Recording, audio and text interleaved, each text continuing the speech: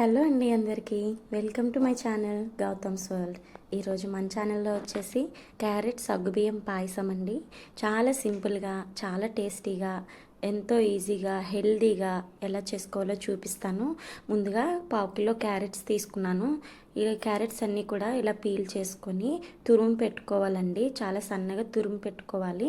ఇక్కడ వీడియోలో చూపిస్తున్నా కదా, ఇలా తురుము పెట్టుకోవాలి. ఇలా తురుముకున్న దాన్ని పక్కన పెట్టుకొని ముందు పాలు అనేది నేను ఇక్కడ 1.5 లీటర్ తీసుకున్నానండి. అది కొంచెం మరిగించుకున్నాను నేను. ఈ మరిగిన పాలలోని మనం ముందుగా ఒక 1/2 కప్పు వరకు సగ్గుబియ్యాన్ని నానబెట్టి ఉంచుకోవాలి. ఆ సగ్గుబియ్యాన్ని నేను ఇందులో యాడ్ చేస్తున్నాను. చూసారు కదా, అలా నానబెట్టిన వాటర్తో సహా వేసుకోవాలి. అది ఒక పక్క మరుగుతూ ఉండగానే మనం ఇంకో పక్క ఈ క్యారెట్ని కూడా ఫ్రై చేసుకోవాలండి. ఫస్ట్ కొంచెం ఒక 2 టేబుల్ స్పూన్స్ నెయ్యి తీసుకొని అందులో మనం కావాల్సిన డ్రై ఫ్రూట్స్ అన్నీ వేయించుకోవాలండి.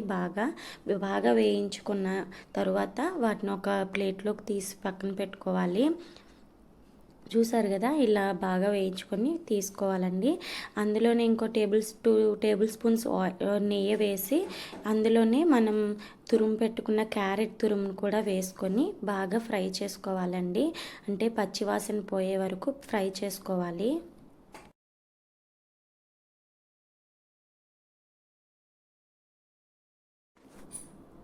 చూసారు కదండి, ఇలా కొంచెం నెయ్యి ఎక్కువ వేసుకొని బాగా ఫ్రై చేసుకుంటే పాయసం అనేది చాలా టేస్టీగా ఉంటుందండి.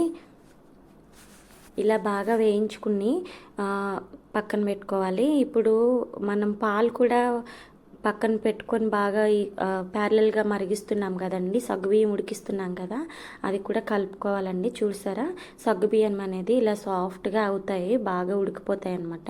ఇలా ఉడికిన తర్వాత మనం క్యారెట్ అనేది ఫ్రై చేసి పెట్టుకున్నాం కదా, ఆ క్యారెట్ని అనేది ఇందులో వేసుకోవాలి.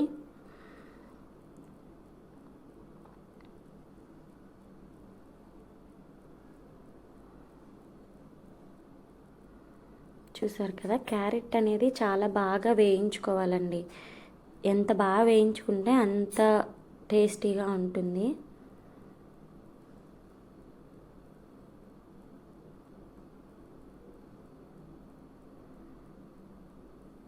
చూసారు కదా, ఇలా వేయించి పెట్టుకున్న దాన్ని మనం ముందుగా సగ్గుబియ్యం మరుగుతుంది కదా, అందులో ఈ క్యారెట్ తురుము కూడా వేయించుకున్నది వేసుకొని బాగా మిక్స్ చేసుకోవాలి. ఆ కలర్ చూసారా ఎంత టెంప్టింగ్గా ఉందో, చాలా బాగుంటుంది. ఒక్కసారి మీరు కూడా ట్రై చేసి చూడండి. ఇప్పుడు ఇందులోకి స్వీట్నెస్ కోసం కొంచెం 1/4 కప్పు వరకు బెల్లాన్ని తీసుకొని వేరే ప్యాన్లో కొంచెం వాటర్ వేసి మరిగించాలండి. అది స్టిక్కీగా అయ్యే వరకు మరిగించుకోవాలి. అంటే పాకం ఏం అవసరం లేదు, కొంచెం స్టిక్కీగా అయ్యే వరకు ఉడికించుకోవాలి పాకాన్ని. ఇప్పుడు ఆ పాకం మరుగుతుండగానే పక్కనే ఇది ఉడుకుతుంది కదా, అందులో కొంచెం ఇలాచీ పౌడర్ కూడా వేసుకొని బాగా మరిగించుకోవాలి. ఒక 5 to 6 మినిట్స్ పాటు ఉడికించుకోవాలండి క్యారెట్ వేసుకున్న తర్వాత. అలా వేసుకున్న దాంట్లో ఇలాచీ పౌడర్ కూడా వేసుకొని స్టవ్ ఆఫ్ చేసుకొని పక్కన పెట్టేయాలండి. పూర్తిగా చల్లారనివ్వాలి. కొంచెం చల్లారనిచ్చి ఈ బెల్లం పాకం అనేది వేయాలి అందులో. వెంటనే వేడి మీద వేస్తారు అంటే కనుక మీరు ఆ పాలు అనేది విరిగిపోతాయండి బెల్లానికి. కొంత బెల్లం ఏంటంటే ఒక్కొక్కసారి విరగవండి పాలు, కానీ ఇలా ఒక్కొక్కసారి ఎందుకో తెలీదు కానీ బెల్లం వేసినగానే విరిగిపోతాయి. సో మీకు అలాంటి ప్రాబ్లం రాకుండా ఉండాలి అంటే కొంచెం వేడి మీద వేయకుండా కొంచెం చల్లారాక బెల్లపాకాన్ని అనేది కలుపుకుంటే మాత్రం చాలా టేస్టీగా ఉంటుంది. పాలు అనేది విరిగిపోకుండా ఉంటాయి. చూసారు కదా, అలా మరిగించిన దాన్ని వడకట్టుకొని ఇలా పాకం అనేది అందులో కలుపుకోవాలి. సగ్గుబియ్యం క్యారెట్ పాయసంలో కలుపుకున్న తర్వాత అందులో మనం ముందుగా ఫ్రై చేసి పెట్టుకున్నాం కదండి డ్రై ఫ్రూట్స్, అవన్నీ కూడా ఇందులో వేసుకోవాలి. అంతేనండి, యమ్మీ క్యారెట్ సగ్గుబియ్యం పాయసం అనేది రెడీ అయిపోయింది. చాలా టేస్టీగా ఉంటుంది, చాలా హెల్దీ కూడా.